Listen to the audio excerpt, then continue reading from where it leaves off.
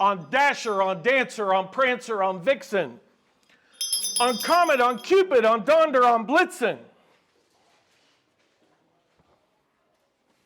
Ladies and gentlemen, my name is Lincoln Crum, and I'm going to tell you today how I have become a Santa Claus performer. And it has, and as I tell my story and share with you all, I'm going to put my suit on. Because the one thing that's always mysterious about people with Santa is, well, what's Santa like when he's not in uniform? And so my thought with this whole development of becoming Santa was to give people a glimpse into what it would be like if Santa did live among us. And so the title of my presentation is Santa Among Us. And it hit me. I'm going to tell you, it hit me like a ton of bricks. You have this brochure that I passed around, or they're on the table, and it gives you a little bit of a guide of my Santa journey. Somebody asked me the other day, when did you realize that you were going to be Santa Claus? Right? When did that happen? Well, in the top left-hand picture, I was 2 months old. That's December of 1969, right over here on Hamburg Pike on an old Crum family farm. My parents dressed me up as Santa at 2 months. Why did they do that? I knew then, though. And then you fast forward a little bit, and I've got a Santa suit on. I'm 10 years old, and I wanted to be like my dad. Because I became Santa because I love it. And I feel it, and I have a Santa's heart. My dad became Santa because he chose in 1979, 1980 to get in the real estate business when interest rates were 20%. And homes were being, have 1.5 year anniversaries because they couldn't get sold. So he needed Christmas money for his kids in December. And auctioneers aren't real busy in December a lot of times, especially in 1980. So he put a Santa suit on. Actually, first time he put one on was in high school as a JHS 1960 graduate.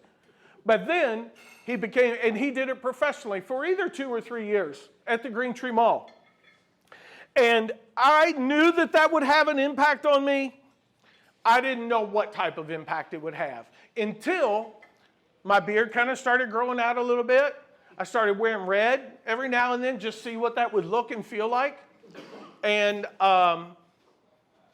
I would walk through the grocery store and I would see little kids watching me like this, looking. And once I realized how to harness that power, my life changed forever.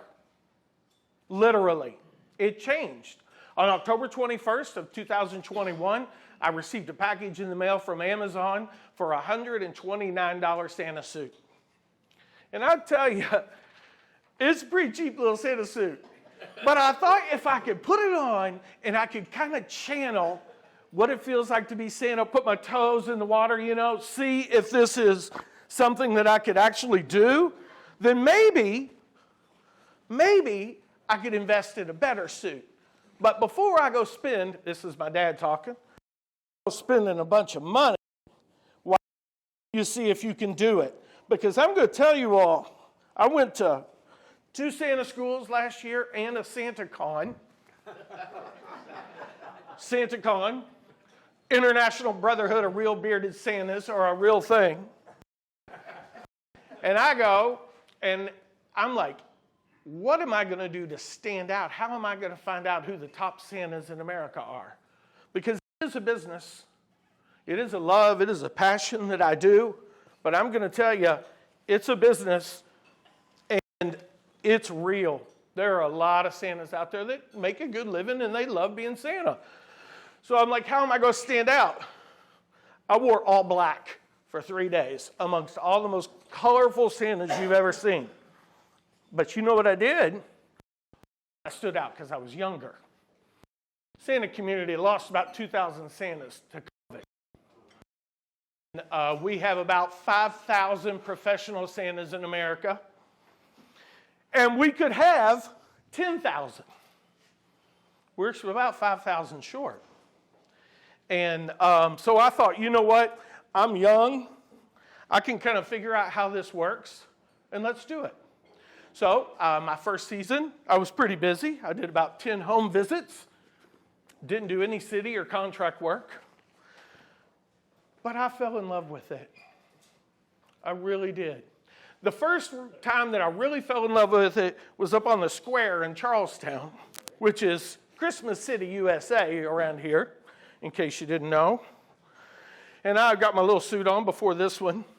And I'm on the square, and a car comes and pulls, and it like parks backwards. There's a line of 50 littles to see me. And a guy pops out of his car. He goes, I brought my mother here from the nursing home in Hanover to see the Christmas lights. She had no idea Santa was going to be here. Can we cut line? Well, my first thought was, dude, you're like 75. How old is your mother? How are we going to do this? And she came. She was 95. So I'm standing there, and I got this little 4'0" lady on one arm, and her son, who is a little bit mortified because evidently mom says and does whatever she wants, which when you're 95, you can do that. So we get somebody to take our picture. He's here. She's here. This is when I knew that I loved becoming Santa Claus. Next thing I know, they take the picture, and they say cheese, and she's got her arm about right here. She drops her arm and grabs my butt and squeezes my butt. And she jumps up and gives me a kiss. Didn't jump, I mean, she reached. I leaned down, and she said, thank you. That's all I wanted. And her son said, Mom, do you want to ride around and look at the rest of the lights? She said, nope, I've seen all I need to see. That's when I knew. That's when I knew that, without a doubt, I was going to be Santa Claus. But that first night that I put it on October 21st of 2021, I put it on and I look in the mirror, and I tell you all, I'm a codependent in recovery. That's why I've been married a few times. And I'm an empath. I feel everything. I can feel the energy in a room, right? That's how I roll. And I put that suit on, and I started crying. And it was like this release of emotion that I had had in my body for a long time. And I didn't even know it. And then I started looking at all my history of the work that I do in the community to help feed people, the young people that I've had and trained over the years, all the charity auctions I did. I'm like, you just become Santa. That's it. This is your next deal. I'm 53. I'm thinking my retirement's in the next 10 or so years. What's a great retirement gig for a retired realtor? Well, I think Santa's the best idea I got, and I'm going to run with it. And so now what has happened is when we first put the first one out, I didn't really understand what being Santa and the weight that comes with it, right? We hear all the time, oh my gosh, that's awesome. That's so cool. I bet that's so much fun. And I tell you all, it's really hard for me to not be honest. It's hard for me to say it is so much fun. It's the most fun thing I do. It is the most fun thing that I get to do. But I will tell you, it's a difficult job. It's a task. Because Christmas creates good memories, but you know, Christmas doesn't always create good memories for everybody. There's a lot of trauma that happens during the holidays. There's a lot of past. And so once I figured that out and I learned that, it got a little bit easier. But I had a couple of things happen to me that rocked my world and forced me to go to more therapy. I'd already been to therapy. I'm like, I need more therapy. And I learned that when you put on a Santa suit, you hide in plain sight. People forget that that's Lincoln Crum, the auctioneer, or Lincoln Crum, the community member. They forget all that. And they say and do things in front of you that they probably shouldn't. And I learned that when I did my first really high-end, I had a Sunday where I did Wayside Christian Mission for the homeless shelter. I am a professional Santa, and I do charge. And I'm probably the most expensive Santa in the Louisville market. That's my disclaimer. But I will tell you, I take that money that I make on the good gigs, and I do two things with it. I buy more Santa suits, And I do gigs for people that can't afford to pay. So when I did the Wayside Christian Mission over in Louisville, I see 100 littles who, you all, they ain't got nothing. Their food insecurity, their home insecurity, although they are homeless humans.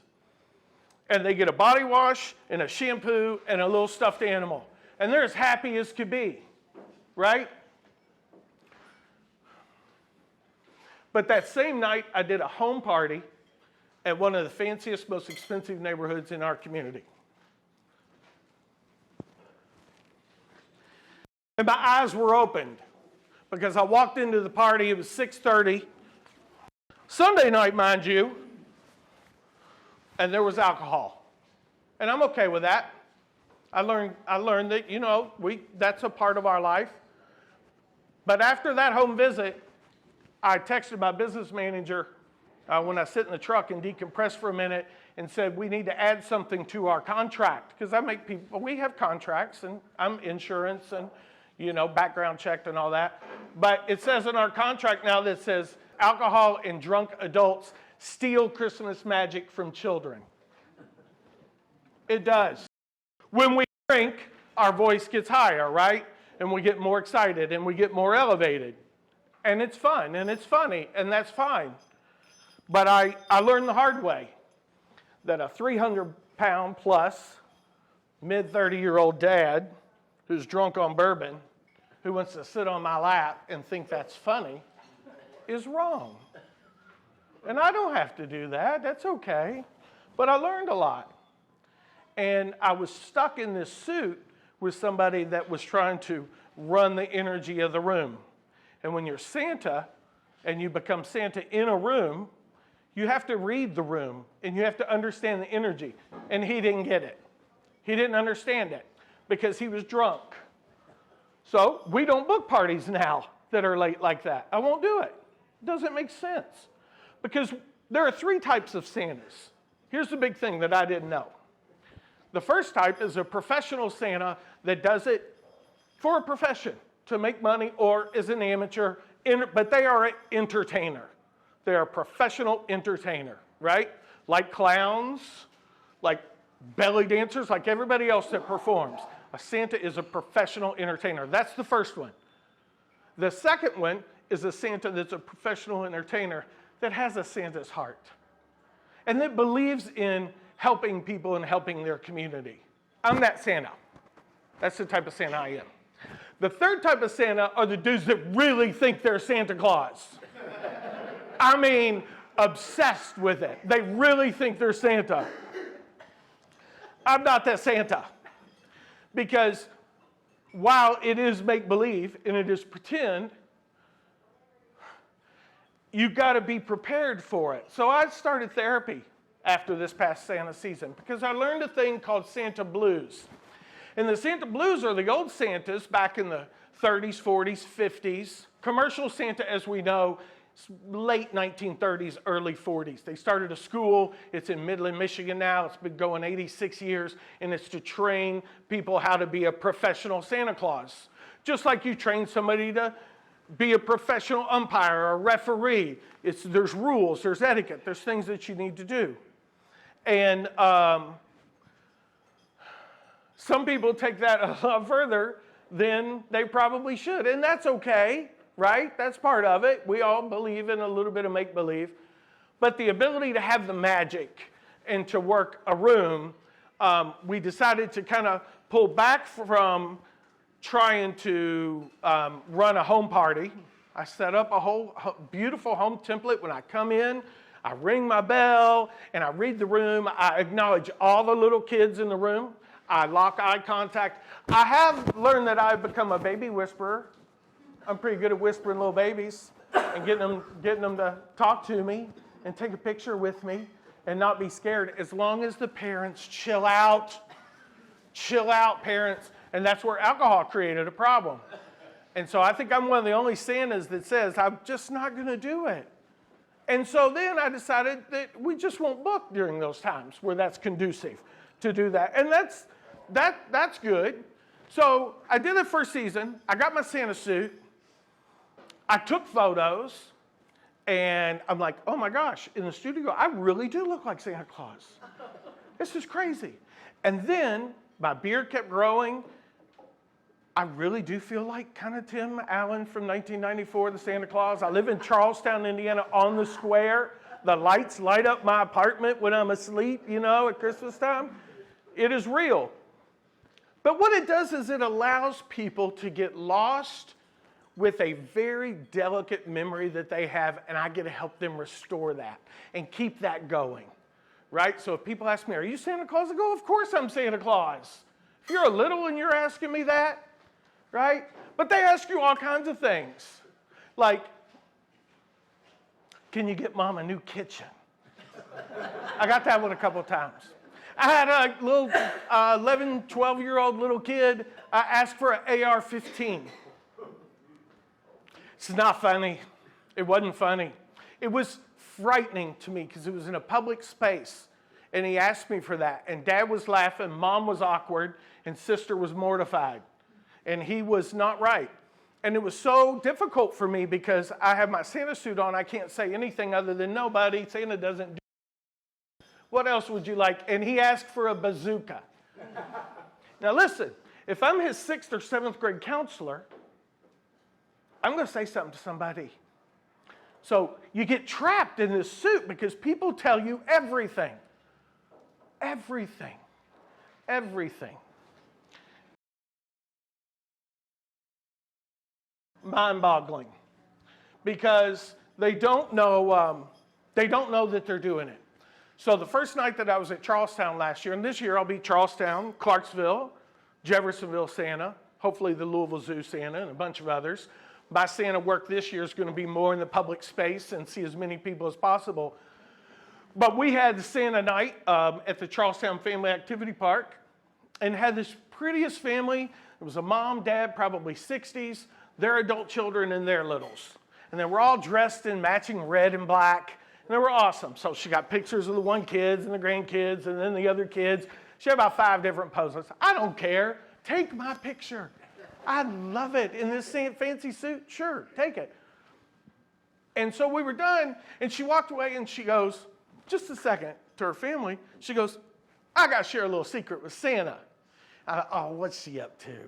And she turns around, and she comes coming back. She goes, can I have a hug, Santa?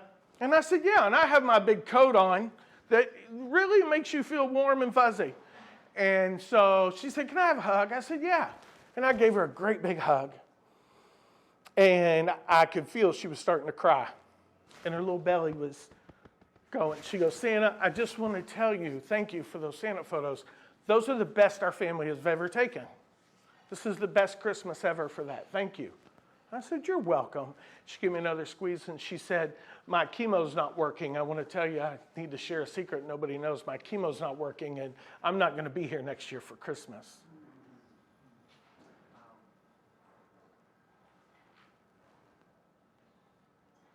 I'm like, you Santa schools did not prepare me for this. And I teared up. How can you not? I gave her an extra little squeeze. I looked around the corner. Had about 25, 30 little snot-nosed kids from Marysville and Charlestown and Otisco, Indiana, who could not see Sappy Santa. They wanted to see real Santa, and I had to give that to them. And I did. And I sucked it up. And she came back for another photo and thanked me again. It was just the sweetest moment. And I got home, and I thought to myself, why in the world would she share that with me? How do I process that information? And it kind of hit me. It made me realize that, I was safe for her. I was a safe place. I was a stranger. Nobody's judging her. Nobody's telling her to do this. Nobody's saying, well, don't do that. Right? This is the first 2 days of becoming a real full-time professional Santa Claus. I get hit with this. I go to the break room. I take pictures of myself crying because I wanted to remember what that moment felt like. Because, the greatest present that we have is living in the present moment. And that's the best part about the holidays and the Christmas is we preserve these little present moments in our life. I get through the little break room and I go back out and I sit in my chair. I'm like, okay, I've got this. Same night, first real night. Little kid sits on my knee. Oh, by the way, we call it sit on your knee, not your lap. We do. I've learned, and I'll share with you in a minute when I put my green gloves on, why I've got my green gloves on, but we got to be open to and smart as professional entertainers when you are holding and touching other little kids or people's kids. You got to be real respectful and careful of that. So this little kid jumps up on my knee and his eyes were all red. And I go, what's wrong, buddy? Merry Christmas. He goes, I'm sad. And I go, what are you sad about? He goes, the only thing I want for Christmas, I'm not getting it. And I'm like, oh, now really, seriously, I know you're going to get it. Because I'm a real conversationalist Santa. I'm a young Santa, so I can get on the floor with kids. I'm all about it. I'm all about the experience for them. And he goes, my grandpa died this summer, and he was my best friend, and I just want him back.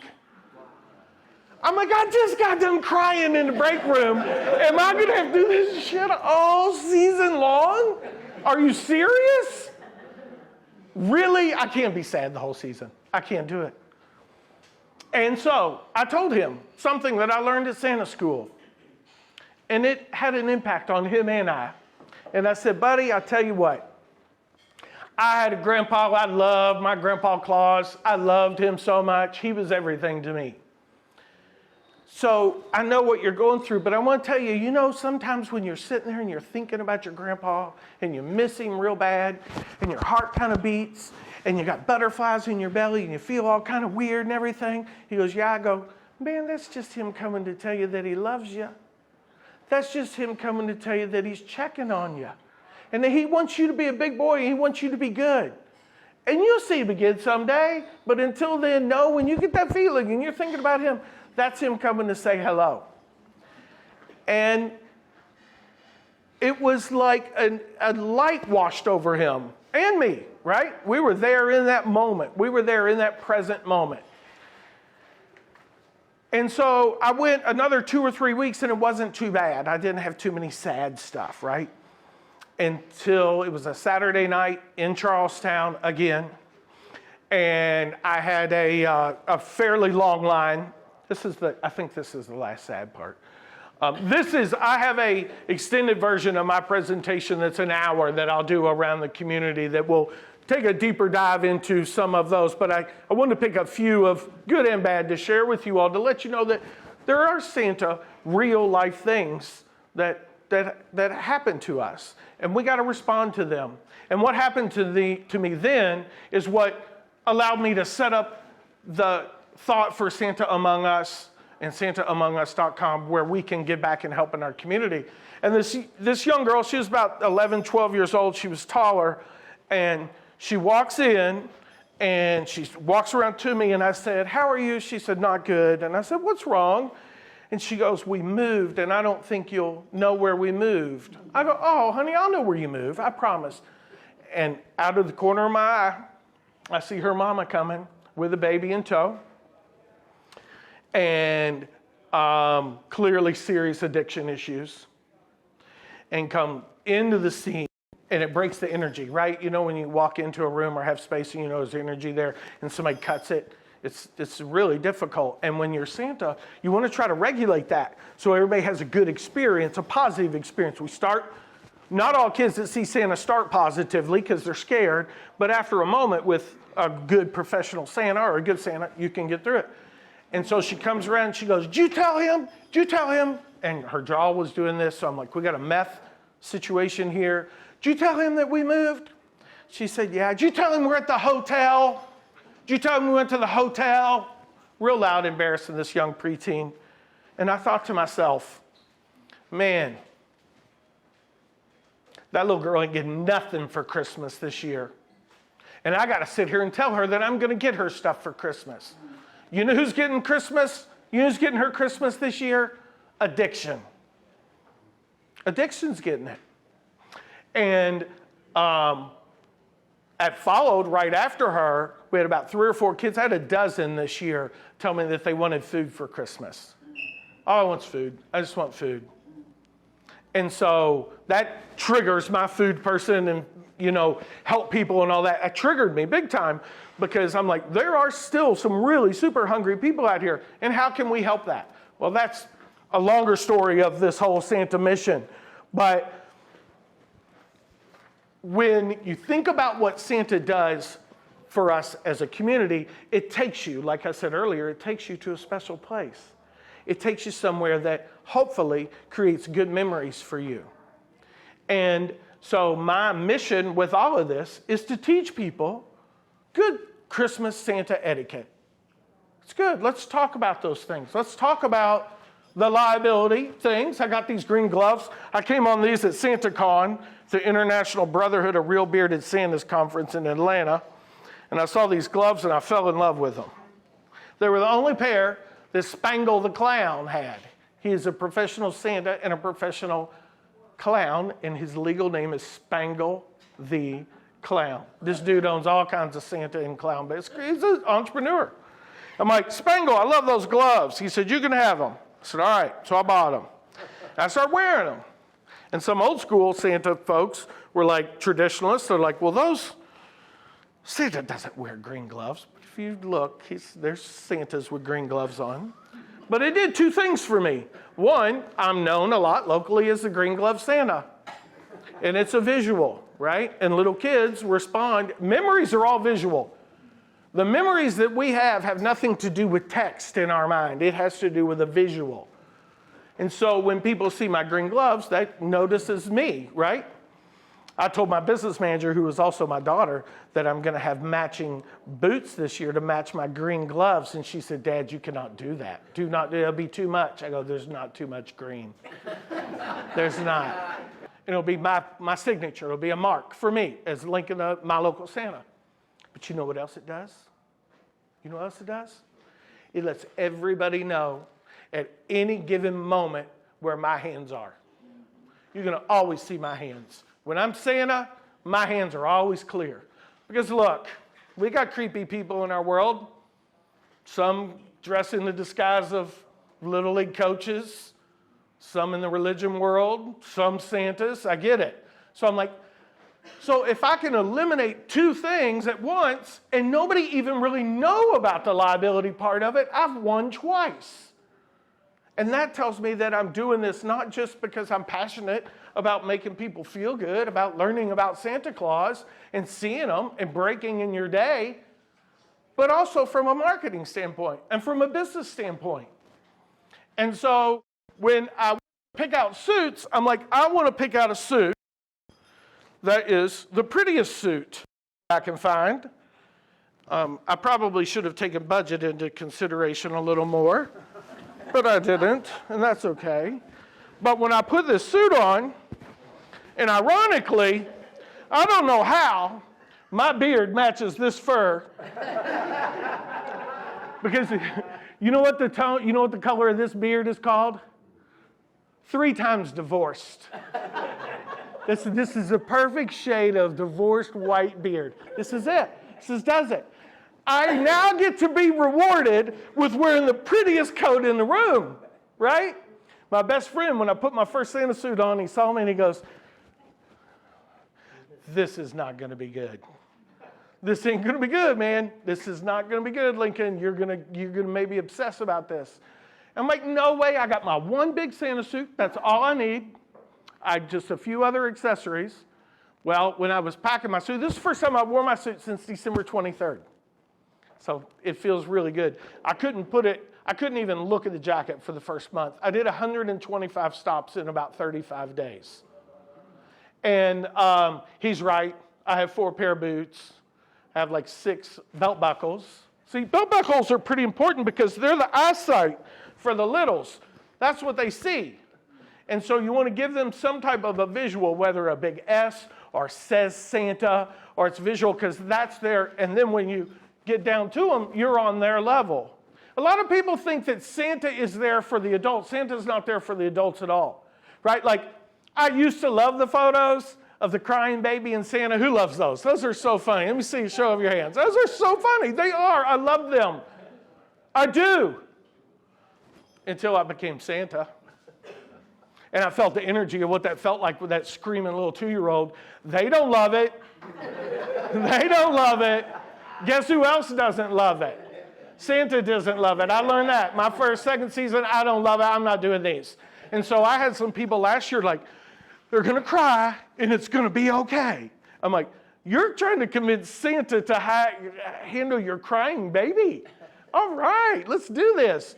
And if in the first 5 to 6 seconds, and they're handing them to me, and if they're crying and they're not going to stop, and I can tell you when a baby is going to stop and not, and if they're going full form, they probably ain't stopping anytime soon. I'm like, let's just wait. Let's wait.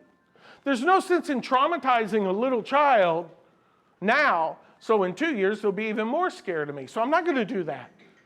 And it's okay to have boundaries at Christmas. It's okay to have boundaries here as we help people. So, you know, my coat, my jacket, it all represents so many things. These little glasses, I have about 6 pair of little Santa glasses. I'm at that age where I need, 4-line trifocal or 4 trifocals. But every time I put these glasses on, they kind of allow me to find focus in what I'm doing as Santa, right? They're pure glass. I mean, there's no tint or there's no lines. I can't see anything other than I feel like when I put them on, I see the feelings that people have in a room. And I want to help them take those feelings and capture what that present moment feels like. So when they think of me, when they think of Santa, they think of me. When I was 18 years old, my dad said, Lincoln, the most valuable place in marketing to be in somebody's house is on their refrigerator. Then in their kitchen. That's where you want to be. So I've always had marketing products that be in people's kitchen. Fly swatters, magnets, chip clips, campaigns, real estate companies, we know, you buy all that stuff. But the greatest one I've ever had is this one. And I have a pack of these business cards. As I wrap up, I'll share them with you all. But this is a business card, which on the back has a QR code, which will take you to my website, which will take you to Instagram and TikTok and Facebook and all of that, take you to an online booking form, all that. But what this card does for me now, I give it to every child and every person, and I just ordered 5,000 of these from Mike Stewart at Voluforms because I give this as the souvenir. I give little kids, every little kid this. And I tell them, look, I got something I want to give you. And I give them my business card. So it's taken right here in Clarksville. Nicole Trimble took all my photos. And I'm like, look, here's what you do. And I get on their level. I say, you take my card and you put this on your refrigerator at home. And you know that as long as you have this card on you, this picture on your refrigerator at home, you know you've got Santa's heart with you right there. So when it's time to do something good or bad or do your chores, stay on the nice list, get off the naughty list, when it's that moment, you look up there, you know I'm right there, and you're going to be okay and do the right thing. But no, as long as I'm there, you got Santa's heart with you in your house. Haven't had anybody turn it down yet? I'm like, I cannot wait to give away 5,000 of these between now and November. But it gives somebody, now I'm in their house, right? I'm in the most, and it's not a sale.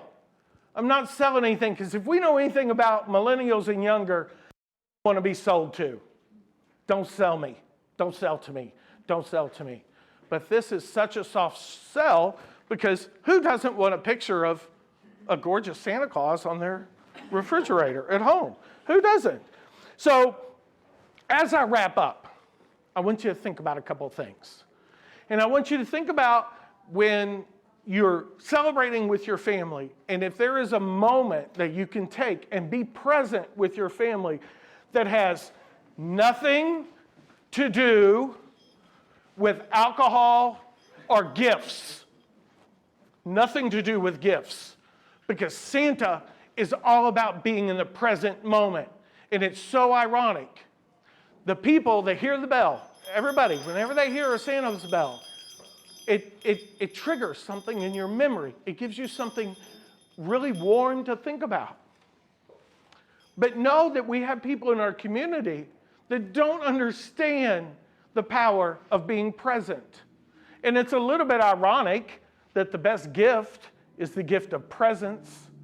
And so when I spend time with people that are on this end of the socioeconomic platform, and then those that are on this side of it, I make sure that I always take that into consideration and think about who they are and see what I can do to give them the chance to live in the most perfect Santa experience Christmas moment of their life at that given time. Because that's what they remember, right? That's all they got. That's all we have is the present moment is our memories. But when I put my hat on and I put my glasses on and I put my big coat on, the next thing you know, I become Santa Claus. And if a little walked in here right now, it would blow your mind the way they look. So at Christmas time this year, be cognizant. Be cognizant of your littles. If you have children and grandchildren and they play with Elf on a Shelf, and you hire a Santa to come do an event, make sure you tell Santa the Elf on a Shelf's name. Kids don't want you to know anybody's name. They want you to know the elf's name. 13.1 million elves have been sold since those were launched. I'm like, that's the Santa gig to get. But play along with them, you all. I hear so many adults and grandparents say, oh, that elf's on my nerves. Or they wear me out. Tap into that imagination for just a little bit. Because again, that's all we have. All right? 208 days till Christmas. Can you all believe it? I've never had a better line. I give out my business card, I say, Merry Christmas. And they're like, Merry Christmas. And everybody's happy. And I'm like, this is wonderful.